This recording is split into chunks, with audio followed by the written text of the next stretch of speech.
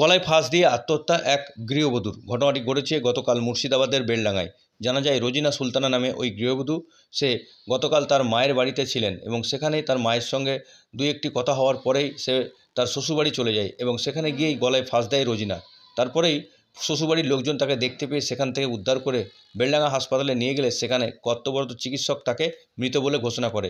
তার মৃতদেহ আজ সকাল 7টা নাগাদ ময়নাতদন্তের জন্য পাঠানো হয় বহরমপুর মর্গে। তবে কী কারণে সে গলায় ফাঁস দিয়ে আত্মহত্যা করেছে তা পরিবারের কাছে এখনও পর্যন্ত স্পষ্ট নয়। কী হয়েছিল বলতে ওর মায়ের সঙ্গে একটু কথাবার্তা হয়েছিল। তারপরে ওর শ্বশুরবাড়ি যাওয়ার পরে সারাদিন বেশ ভালোই ছিল। দুপুরে 12:30টার দিকে আপনার ঘটনাটা ঘটেছে। কালকে কি মনে হবে, না দেখলে রিপোর্ট না দেখলে তো বলা যাবে না। হ্যাঁ, এবার গলায় ফাঁস দেওয়া মারা তাই বলছে, কিন্তু আমরা রিপোর্ট না হলে তো বলা যাবে না। বেলডাঙ্গা, বেলডাঙ্গাতেই সরুলিয়া। ঘটনাটা ঘটেছে বেলডাঙ্গাতে।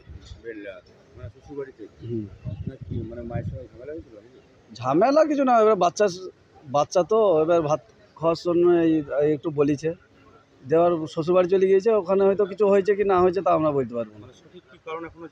না, রিপোর্ট না হলে তো আমরা বলতে পারবো না। এমনি গলায় ফাঁস দিয়েছে, কিন্তু কি কারণ সেটা জানা গেল না। কি নাম কি যে মারা গেছে? রোজিনা সুলতানা। আচ্ছা, কালকেই মারা গেছে নাকি? মানে বেলডাঙ্গা হাসপাতালে না কোথায়? ওখান থেকে ওখানে বাড়িতে মারা গেছিল, হসপিটালে আসা হয়েছিল। হসপিটাল নিয়ে গেলেন, তখন বললো মারা গেছে। হ্যাঁ। আপনার নাম? আমার নাম লালচাঁদ শেখ।